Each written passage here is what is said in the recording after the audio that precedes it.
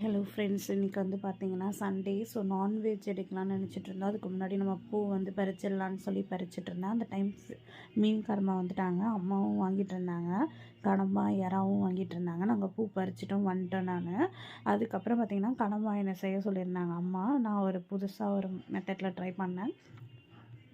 கடம்பா வந்து ரிங்ஸ் பண்ணலான்னு சொல்லிட்டு அதுக்கு பாருங்கள், இஞ்சி பூண்டு பேஸ்ட்டு, பெருங்காயத்தூள், மஞ்சத்தூள், அதுக்கப்புறம் வந்து மிளகாத்தூள் வீட்டில் அரைப்போம் இல்லையா, அந்த தூள், அதுக்கப்புறம் சால்ட்டு.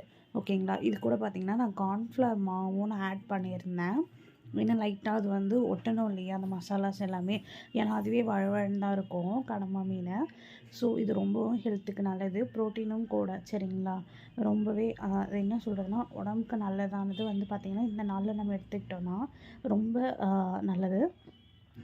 ஆக்சுவலாக நிறைய பேர் கடம்பா மீன் வந்து ஹீட்டுன்னு நினச்சிட்ருக்கீங்க. அப்படிலாம் கிடையாது. இந்த கிளைமேட்க்கு நம்ம சாப்பிட்லாம், பிரச்சனை கிடையாது. இப்போ பாருங்கள், நான் அதை பிசைஞ்சு ஒரு ½ அன் ஹவருக்கு வந்து நான் அதை ஊற வச்சிட்டேன் நல்லாவே. ரொம்பவே டேஸ்ட்டாகவும் ஆக்சுவலாக இருக்கும் இது. நீங்கள் இந்த மாதிரி ட்ரை பண்ணி பாருங்கள். ஒரு மாதிரி அது என்ன சொல்கிறதுனா டேஸ்ட்டே வந்து வித்தியாசமாக இருக்கும். இப்போ பாருங்கள், நான் அதில் வந்து பார்த்திங்கன்னா ஜீரகத்தூள் வந்து ஆட் பண்ணிகிட்ருக்கேன். அதுக்கப்புறம் லெமன், ஓகேங்களா, புளிப்புக்காக.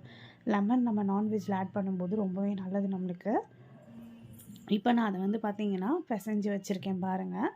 அது ஒரு ½ அன் ஹவர் ஆகிடுச்சி. இப்போ நான் தோசைக்கல்லில் தான் அந்த ரிங்ஸை வந்து நான் போட்டு எடுக்க போகிறேன். சரிங்களா.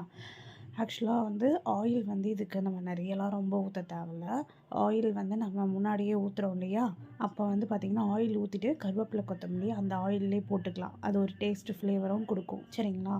நீங்களும் அந்த மாதிரி ட்ரை பண்ணுங்கள். எந்த ஒரு நான்வெஜ் எடுத்திங்கனாலும் அதை வந்து ஃப்ரை பண்ணும்போது கருவேப்பிலை ஆட் பண்ணுங்கள், ரொம்பவே நல்லாயிருக்கும். சரிங்களா. இப்போ வந்து பாருங்கள், நான் அந்த பிசைஞ்சு வச்சுருக்கிறத ஒன்று ஒன்றா எடுத்து அதில் போட்டுட்ருக்கேன்.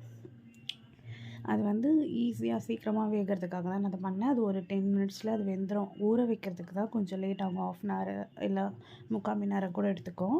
நீங்களும் இதே மாதிரி சேம் மெத்தடில் ட்ரை பண்ணுங்கள். சரிங்களா. ஆக்சுவலாக இது வந்து குழம்பு வச்சா ரொம்பவும் டேஸ்ட்டாக இருக்கும். பட் ஆனால் இந்த மாதிரி ஃப்ரை பண்ணும்போது ஹோட்டல் ஸ்டைலில் இருக்கும். சரிங்களா. நான் இப்போ ஃபினிஷ் பண்ணிட்டேன். எப்படி இருக்குன்னு பாருங்கள். ரொம்பவே டேஸ்ட்டாக இருந்துச்சுன்னு அம்மா எல்லோரும் சொல்லியிருந்தாங்க. நீங்களும் இந்த மாதிரி ட்ரை பண்ணுங்கள், கமெண்ட் பண்ணுங்கள். தேங்க்யூ, பாய்.